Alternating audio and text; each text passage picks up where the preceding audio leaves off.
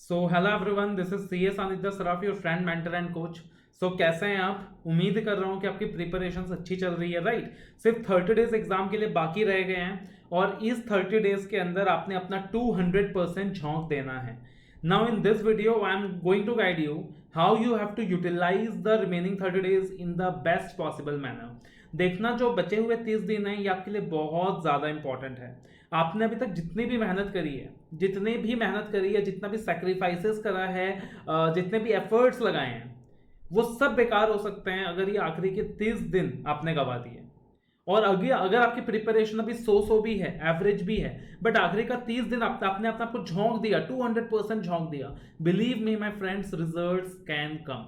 So this 30 days is going to decide whether you are going to make it or not, whether you are going to be a chartered accountant or not, and whether you are going to clear your examinations or not। ये जो आखिरी के 30 days हैं ये बहुत ज़्यादा important है और आपके लिए बहुत ज़्यादा मैटर करता है और इस 30 डेज के अंदर आपको अपना बेस्ट देना है। इस वक्त आपका प्रिपरेशन सिनेरियो जो भी हो, बहुत कॉमन सी चीज़ है कि आपको लग रहा होगा कि मेरे को कॉन्फिडेंस नहीं आ रहा, आपको लग रहा होगा कि यार मज़ा नहीं आ रहा, आपको लग रहा होगा यार मुझे कॉन्फिडेंस नहीं है, मुझे चीज़ें याद नहीं हो रही हैं, मेरी तैयारी नहीं हुई है। यार ये सबके साथ होता है, सिर्फ आपके साथ नहीं होता है, सबके साथ होता है। सीए का जो कोर्स है वो इतना वास्ट है, right? It is so vast, it is so lengthy कि ये चीज़ सबके साथ होती है, आपके साथ होना बहुत नॉर्मल है। तो बिल्कुल अपने आप को नॉर्मल सिचुएशन में रखो।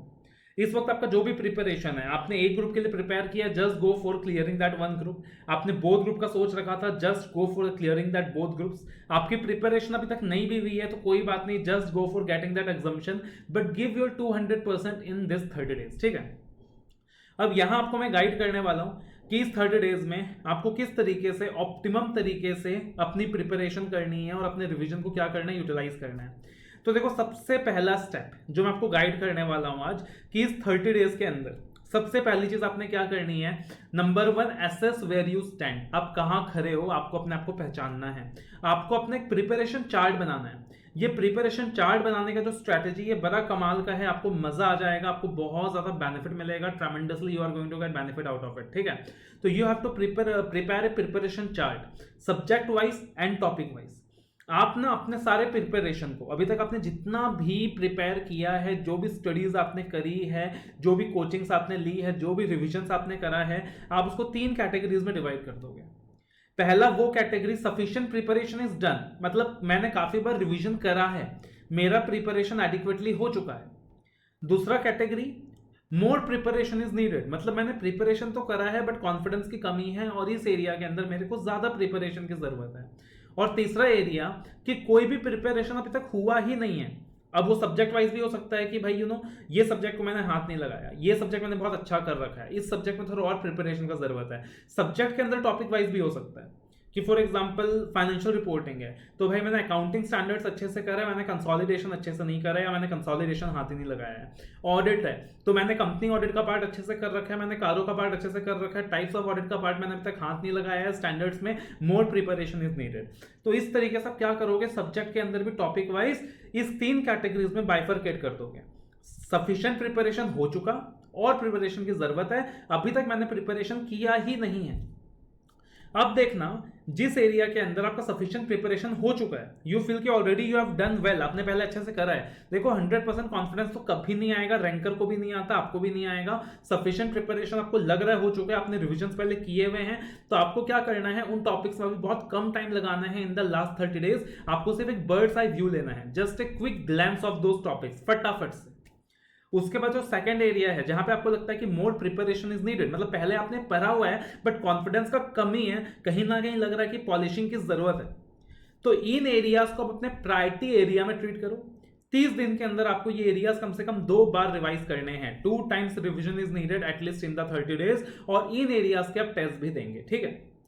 अब थर्ड कैटेगरी हो गया नो प्रिपरेशन येट, कि अभी तक भी मैंने तैयारी नहीं करी और एग्जाम के लिए सिर्फ 30 डेज बाकी है।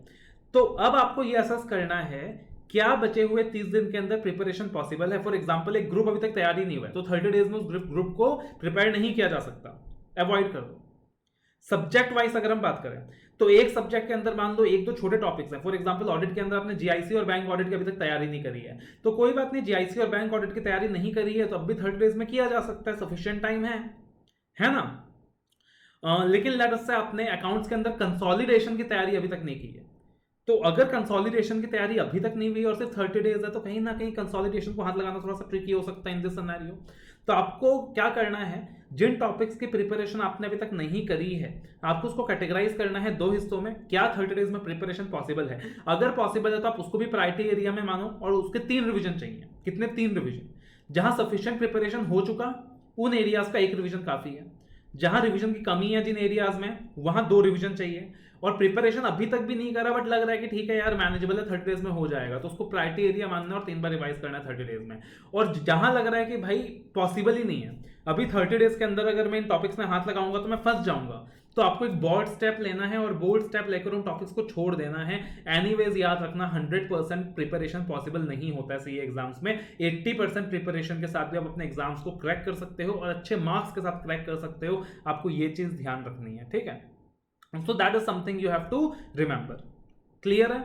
अब आप क्या करोगे, आपका जो भी टाइम बचा है उसको आवर्स के टर्म में ना एसेस करो कि भाई सपोज लेटर से मैं एक दिन में 10 घंटा पढ़ सकता हूं, तो 30 डेज मेरे पास बाकी है, तो 300 आवर्स है मेरे पास। अब इस 300 आवर्स को आप एलोकेट करो subject wise, topic wise, as per the preparation chart जो हमने बनाया है। कि मान लो 300 घंटा है, तो 300 घंटा के अंदर जो एक रिकमेंडेड चीज होती है कि फॉर एग्जाम्पल आप क्या कर सकते हो इस 300 आवर्स में, you can give 50 hours for the theory and 100 hours for the practical subject if you are giving one single group। 50 घंटा ऑडिट को देना है, 50 घंटा लॉ को देना है, 100 घंटा एफआर को देना है, 100 घंटा एसएफएम को देना है।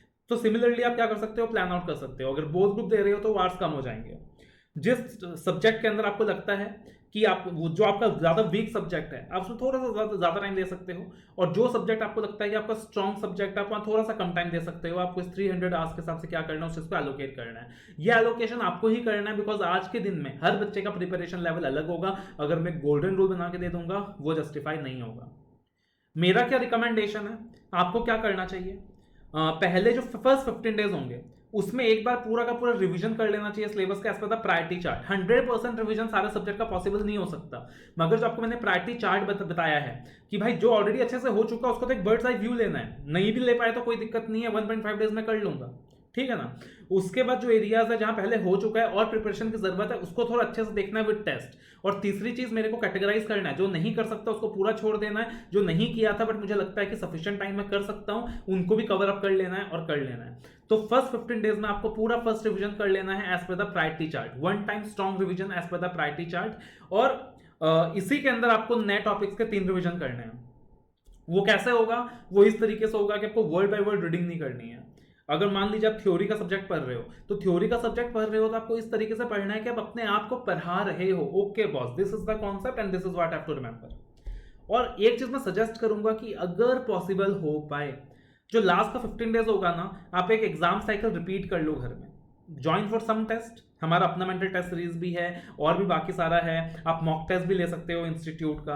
एक एग्जाम साइकिल बना लो कि मान लो मेरा फर्स्ट एग्जाम एफआर है, मेरा सेकंड एग्जाम एसएफएम है, मेरा थर्ड ऑडिट है, मेरा फोर्थ लॉ है। इस तरीके से ना एक एग्जाम साइकिल बना लो, टेंटेटिव टाइम सेट कर लो कि 2 से 5 मेरे को बैठ के एग्जाम देना है, मेरे पास 1.5 डेज का टाइम है, और उस एग्जाम सिनेरियो को एक बार रिपीट कर लो अपने साथ।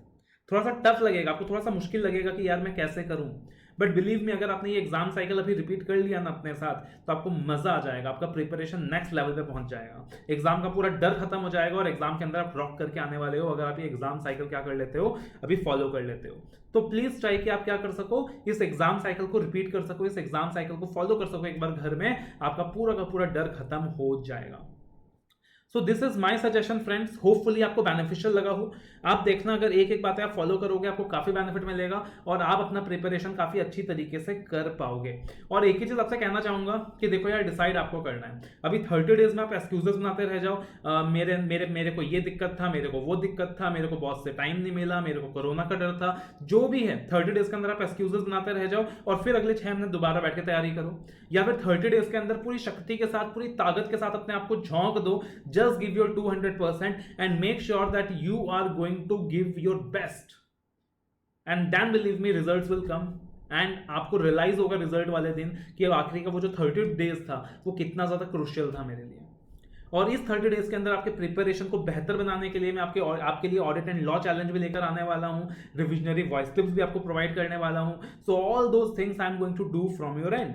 स्पेशली जो मेरे सब्जेक्ट्स हैं ऑडिट लॉ, इकोनॉमिक लॉज, अगर आपको लगता है कि अभी भी तैयारी की कमी है ऑडिट लॉ, इकोनॉमिक लॉज के अंदर अभी भी कॉन्फिडेंस नहीं आ रहा, तो लास्ट मंथ में भी आप उन सब्जेक्ट को कंप्लीट कर सकते हो using my Sanjeevani courses, my voice clip, my fast track courses.